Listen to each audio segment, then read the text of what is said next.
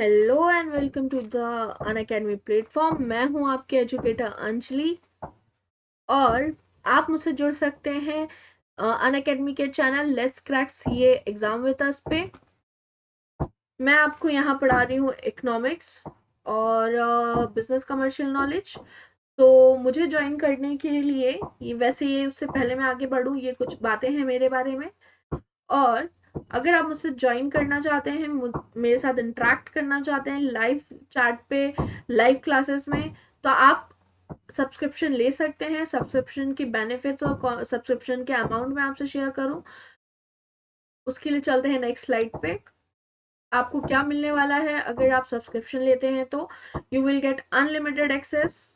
कोई ऐसी बाउंडेशन नहीं है कि बस एक या दो बार देखा और वीडियो खत्म, इसके बाद लॉक नहीं। आप अनलिमिटेड एक्सेस है, टॉप एजुकेटर्स हैं और आपका पूरा कंप्लीट सिलेबस आपका स्ट्रक्चर्ड कोर्स के कारण टाइम बाउंड है और टाइम पे कंप्लीट और टाइम पे रिवीजन हो जाएगा। ठीक है। और लाइव टेस्ट और क्विजेस है, तो आपके जो भी डाउट्स है वो इंस्टेंट ऑन द स्पॉट आपके सॉल्व कर दिए जाएंगे। तो करना क्या है, अनअकैडमी लर्निंग ऐप पर आप जुड़े मुझसे और डाउनलोड करें, उस पर गेट सब्सक्रिप्शन पे जाएं और अपनी कन्वीनियंस के हिसाब से जो सब्सक्रिप्शन आपको ज़्यादा कन्वीनियंट लगता है, अफोर्डेबल लगता है, you can go with it. अगर आप उस पर ऑर्चिड्स 10 मेरा कोड यूज़ करते हैं तो आपको मिलेगा इंस्टेंट 10% डिस्काउंट। और आज का टॉपिक पे हम आगे बढ़े उससे पहले मैं आपको एक चीज़ बता दूं। अगर आप चाहते हैं कि आपको इकोनॉमिक्स में ऐसे ही बहुत इंटरेस्टिंग टॉपिक, हमारे ट्रेंडिंग टॉपिक्स पे आपके साथ डिस्कशन हो, आपको मैं कुछ बता पाऊँ, तो प्लीज़ प्लीज़ मुझे ज्वाइन करें। कहाँ पर? अनअकैडमी पे भी और यूट्यूब पे भी। मेरे चैनल का नाम है let's crack CA with us. तो आज का टॉपिक है बिटकॉइंस। बिटकॉइंस को लेके लोगों में बहुत सारे सवाल होते हैं, बहुत सारी they are very inquisitive about the topic. भाई ये बिटकॉइंस होते क्या हैं, बिटकॉइंस में इन्वेस्ट करना चाहिए कि नहीं। और बाय द टाइम ये बहुत पॉपुलर हो चुके हैं, स्पेशली डिमोनेटाइजेशन के बाद। तो ये बिटकॉइंस क्या होते हैं, क्या ये हमें बिटकॉइंस में ट्रांजैक्शन करना अलाउ है, और अगर अलाउ है तो क्या हमें इन्वेस्ट करना चाहिए कि नहीं। तो चलिए देखते हैं आज के टॉपिक में। तो हम इससे पहले आगे बढ़े, हमें समझना जरूरी है फिएट मनी। फिएट मनी क्या होती है? पहले क्या होता था कि हमें उतना गोल्ड डिपॉजिट करना होता था अपने इकोनॉमी में, अपने सरकार के पास, जितना कि हमको नोट चाहिए। ठीक है। पर अब क्या होता है, सरकार अपनी मर्जी से जितने चाहे नोट प्रिंट करा सकती है। अल्टीमेटली इसकी वजह से होता क्या है, दो बड़े प्रॉब्लम होते हैं। एक, गवर्नमेंट का कंट्रोल बहुत ज्यादा होता है किस पे, हमारी करेंसी पे। और दूसरा, महंगाई बहुत बढ़ती है। इकोनॉमिक का एक बहुत जनरल सा रूल है, वो ये कि अगर इकोनॉमी में सॉरी अगर इकोनॉमी में किसी भी केस में अगर बहुत सारे नोट प्रिंट हुए तो सप्लाई बढ़ेगा, सप्लाई बढ़ने से इन्फ्लेशन आएगी। ठीक है। यही एक कारण था सबसे बड़ा। और ये सबसे बड़ा कहाँ देखा जाता है, कौन से केस में? जहां पर सरकार या फिर आप कहेंगे हमारी बैंक्स, जहाँ पे बहुत बड़े एनपीएस का लॉस सफर करती है। अभी एनपीए क्या होता है? भाई ऐसे लेंडर्स जो पैसे लेते तो हैं पर देते नहीं। ठीक है। उनका अकाउंट क्या होता है, बैंकक्रप्ट हो जाते हैं वो। जैसे आपके पास बहुत सारे एग्जांपल है। ठीक है। चाहे वो किंग विजय माल्या हो, चाहे वो सहारा हो, चाहे वो नीरव मोदी हो, कोई भी। इसी तरीके से यही एक सबसे बड़ा रीजन था 2008 में यूएस की इकोनॉमी ने क्रैश करा था। उसका सबसे बड़ा रीजन ही यही था कि बैंक को बहुत सारा लॉस हुआ और उस लॉस को भरने के लिए क्या किया, एक मार्केट को क्या दिया गया, सरकार ने 700 बिलियन का क्या दिया, 700 बिलियन डॉलर्स का बेल आउट दिया। किसको? बैंक्स को, ताकि वो उनके जो भी खाता धारक थे या फिर जो भी आप कह सकते हैं उनके जो वो कस्टमर्स थे उनको रिपे करने के लिए। क्योंकि बैंक भी तो हमारे पैसे को आगे बढ़ाती है। लेकिन जहां नोट अपनी मर्जी से सप्लाई हुए, अपनी मर्जी से प्रिंट होते हैं, वहां पर मार्केट में क्या होता है, महंगाई बढ़ जाती है। ये दूसरा सबसे बड़ा प्रॉब्लम है। ठीक है। अब इसमें इसी चीज को बोलते हैं जब नोट सरकार अपनी मर्जी से प्रिंट करवा पाए और उसके पीछे कोई बैकअप नहीं चाहिए कि लोन का डिपॉजिट जितना ही मनी प्रिंट होना है उसी को बोलते हैं फिएट मनी। अब इसका सबसे बड़ा नुकसान कहाँ देखा गया? डीमोनेटाइजेशन के टाइम पे। सबको याद होगा 2016 में जब डीमोनेटाइजेशन आया तो बेसिकली फिएट मनी में होता क्या है, सरकार ने कह दिया ये पैसा है और यही पैसा है। मैं कह रही हूँ छोटी सी चीज पैसा है, मैं सरकार हूँ और मैं कह रही हूँ ये पैसा है और इसकी वैल्यू 100 रुपए है। तो अब ये 100 रुपए पूरे इंडिया में कोई नकार नहीं सकता कि हम ये नहीं लेंगे। भाई सरकार ने बोला है ना, सरकार ने प्रॉमिस किया है कि हाँ ये अदा कर रहे हैं, ठीक है। आप नोट पे भी देखोगे, किसी भी नोट पे, चाहे 100 का हो, चाहे 1000 का हो, चाहे 2000 का हो, चाहे 500 का हो, आप देखोगे उस पे आरबीआई क्या करती है, साइन, गवर्नर के साइन होते हैं। और वो किसके बिहाफ पे साइन करती है? सरकार के, कि हाँ मैं ये 100 रुपए अदा करने का वादा करता हूँ, ठीक है। तो क्या होता है, सरकार का कंट्रोल बहुत ज्यादा है हमारी करेंसी पे, इसीलिए रातों रात वो जब चाहे एक नोट को, एक करेंसी को क्या बना सकते हैं? सिर्फ कागज का टुकड़ा। ये कॉन्सेप्ट बिटकॉइन का बहुत आगे गया, बहुत हाइक करा। कब? जब इंडिया में 2016 में इसी तरीके से डिमोनेटाइजेशन हुआ। अब यूएस की इकोनॉमी में जब क्रैश हुई तो यूएस ने क्या किया? $700 बिलियन का क्या दिया आपको? Bail out.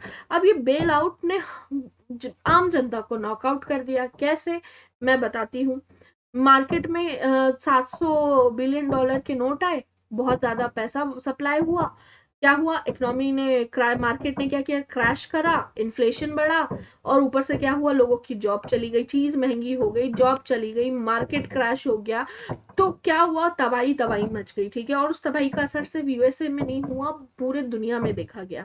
वही चीज अभी हमारे इंडिया में भी क्या हुआ? बहुत सारे एनपीएस बढ़ चुके हैं। क्यों? क्योंकि लोग पैसा ले रहे हैं, दे नहीं रहे हैं।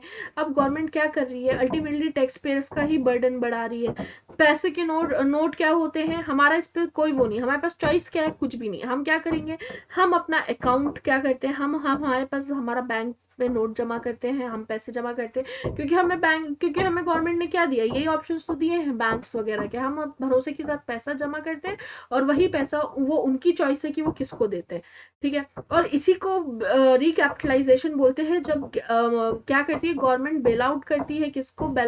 ये सारे नोट्स एक्स्ट्रा, ये जो भी नुकसान हुआ इसको पेड ऑफ करने के लिए, ठीक है। अब यस बैंक में भी यही केस हुआ था। भाई सरकार ने यस बैंक ने सबके पैसे बांट दिए, अब पैसे वापस नहीं आए, तो उसका बेल आउट किसने किया? गवर्नमेंट ने। अब ये बिटकॉइन, यहाँ इसी समय बिटकॉइन का कॉन्सेप्ट बहुत फेमस हुआ जब डीमोनेटाइजेशन का टाइम आया। क्रिप्टो करेंसी ने बहुत हिट करा। अब उसमें कुछ तो जेन्युइन बायर थे और कुछ को जेन्युइन बायर बोलो, जेन्युइन इन्वेस्टर्स थे, हाँ बायर भी बोलो, बिटकॉइंस बायर बोलो। और कुछ क्या थे? जिनको सिर्फ मनी लॉन्ड्रिंग करनी थी। अब आप देखोगे यूपीआई, अब बिटकॉइंस होते क्या है और इसका फंक्शन कैसे होता है, ये मैं बस 2 मिनट में आपको समझा देती हूँ। जैसे यूपीआई की आईडी होती है,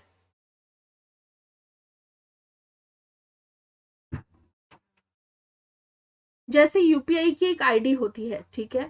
तो इस यूपीआई की आईडी में आप क्या कर सकते हो? पैसे का लेन देन। तो यूपीआई आईडी के टाइम पे ऐप में क्या होता है? क्रेडिट और लेजर। देख रहे हो? डेबिट क्रेडिट क्या होता है? डेटा आपका क्या होता है? डेटा आपका कहीं ना कहीं सेव हो जाता है बैंक के पास, और इस पे पूरी नजर होती है गवर्नमेंट की, ठीक है। तो यूपीआई यूज करने के लिए हमको क्या चाहिए होता है? यूपीआई पिन, ठीक है। यूपीआई पिन एक पासवर्ड होता है, ठीक है। अब इसी तरीके से बिटकॉइन की भी ऐप होती है। बिटकॉइन क्या है? Digital money. इसमें भी यूपीआई की तरह आईडी चाहिए, ठीक है। यूपीआई की आईडी बनती है और आप अपनी आईडी से किसी दूसरी आईडी पे ट्रांजैक्शन कर सकते हो। और इसके पिन को क्या बोलते हैं? पास प्राइवेट की। लेकिन यूपीआई का तो लेजर है, क्योंकि यहाँ पे आपको आपका बैंक में आप लिंक होता है, आधार कार्ड होता है। लेकिन बिटकॉइन में ये सब कुछ भी जरूरत नहीं है। क्या है?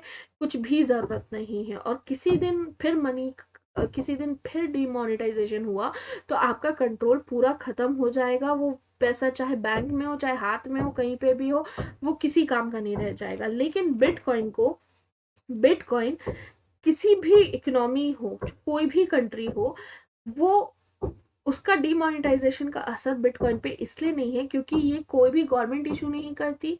ये क्या है? ये टोटली डिसेंट्रलाइज्ड है, एनोनिमस है और इंस्टेंट है। इसलिए बिटकॉइन की डिमांड 2016 के बाद डिमोनेटाइजेशन के टाइम पे बहुत बढ़ी, क्योंकि इस पे कंट्रोल नहीं था। इसको डायरेक्ट, ये कैसे चेन इसकी चलती है, डायरेक्ट डिपेंड होती है मनी, डायरेक्ट डिपेंड होती है डिमांड और सप्लाई मार्केट के टर्म्स पे।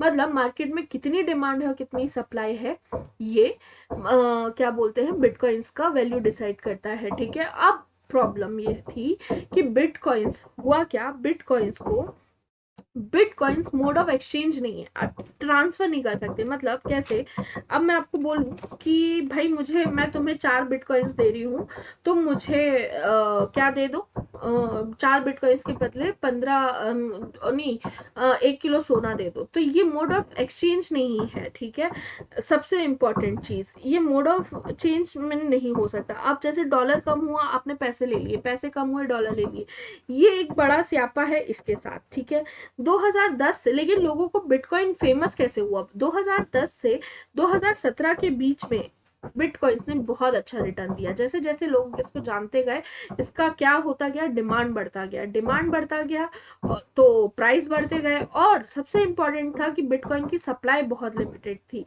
2140 तक सिर्फ ये कितने माइन रहने वाले हैं, आई गेस 21 मिलियन ही बिटकॉइंस है। ठीक है, अब इन बिटकॉइंस के सप्लाई लिमिटेड होने के कारण इसकी डिमांड बढ़ गई, डिमांड बढ़ने से इसका रिटर्न बहुत अच्छा आया। और आपको पता है किसी भी चीज की स्कार्सिटी होगी तो उसका डिमांड बढ़ना तय है। ठीक है, कोई भी रिसोर्सेस कम होते हैं तो उसकी डिमांड उतनी ज्यादा होती है। लेकिन 2018 में आते आते, 2016 के बाद तो इसने बहुत हिट करा। ठीक है, बहुत राइज किया, लोगों ने बहुत कमाया, 5 के 10 करे, 10 के 10 लाख करे, कुछ ने तो अपने जीवन भर की कमाई लगा दी। लेकिन 2018 में सडनली बिटकॉइन का मार्केट जो था क्रैश हुआ। उसका रीजन था, सबसे पहला, बिटकॉइन के बहुत सारे कॉम्पिटिटर्स आ चुके थे, रिपेल, इथेरियम, बहुत सारे। और उनका क्या था, उनके प्राइसेस में भी डिफरेंस था, वो इजी टू एक्सेस था, उसका ट्रांजैक्शन करना और ज़्यादा आसान था, न्यू टेक्नोलॉजी थी जो बहुत फ्लेक्सिबल थी। और सबसे बड़ी बात क्या था उसमें, वो बिटकॉइंस का परफॉर्मेंस देख चुकी थी, उसको पता था कि कौन कौन सी कमी बिटकॉइंस में है। तो बिटकॉइंस को किसने है, तो क्या, और अब दूसरी सबसे बड़ी बात क्या आ जाती है यहाँ पे, हर 2 महीने में एक नया बिटकॉइन या फिर एक नई क्रिप्टो करेंसी इंट्रोड्यूस होती है, आप ये मान के चलो। ठीक है, तो जब जब बहुत सारे ऑप्शंस होते हैं तो उसकी डिमांड गिरना तय है। अब हमारे यहाँ ये अलाउ है कि नहीं, तो ऐसा है कि जैसे ही 2016 के बाद क्या हुआ, जैसे ही क्रिप्टो ने हाइक मारा, तो क्या हुआ, कुछ तो इसके जेन्युइन इन्वेस्टर्स थे, पर कुछ ने मनी लॉन्ड्रिंग के लिए यूज करा। और क्योंकि ये एनोनिमस है, इसमें आपको ट्रेस कर पाना बहुत मुश्किल है।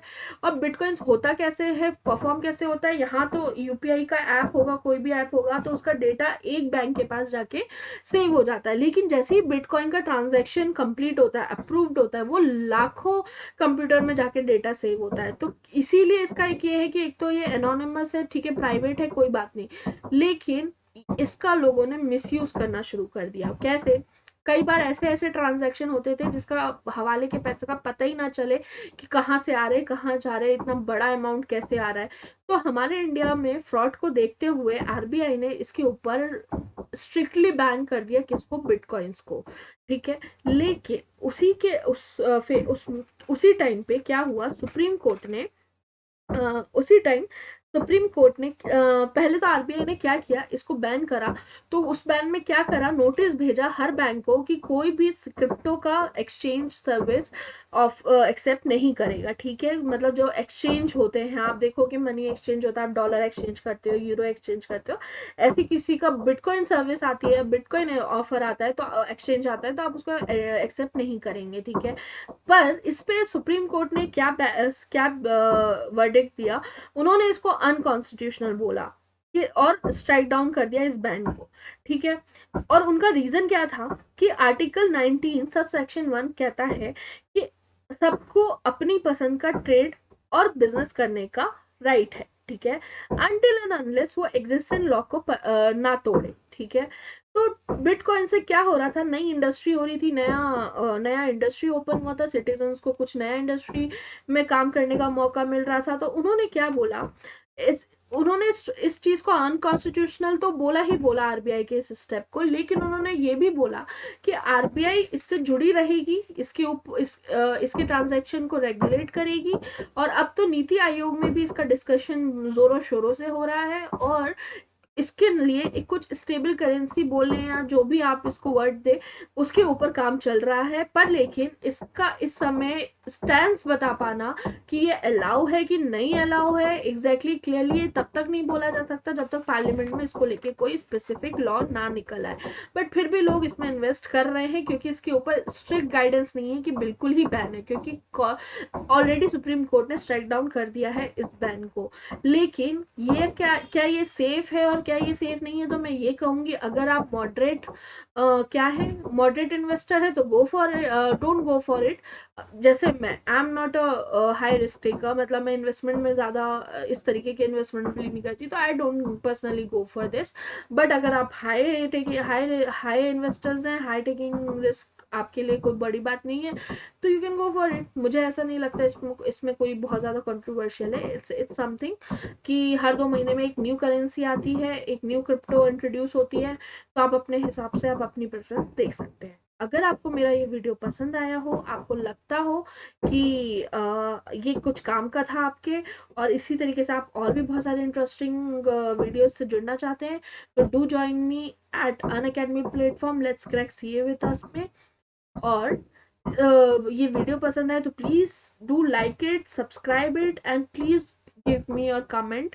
और मुझे कमेंट करके बताइए कि ऐसा कौन सा नेक्स्ट टॉपिक है जो आप जानना चाहते हैं इकोनॉमिक्स में, इकोनॉमिक ट्रेंड को लेके। So please don't forget to hit the bell icon for further notification. Go for my code orchids 10।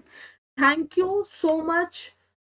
हम फिर से मिलेंगे एक नए टॉपिक के साथ, और वो भी बहुत इंटरेस्टिंग होने वाला है। आई होप ये आपको कुछ हेल्प करे बिटकॉइन के रिगार्डिंग डिसीजन लेने में। Thank you.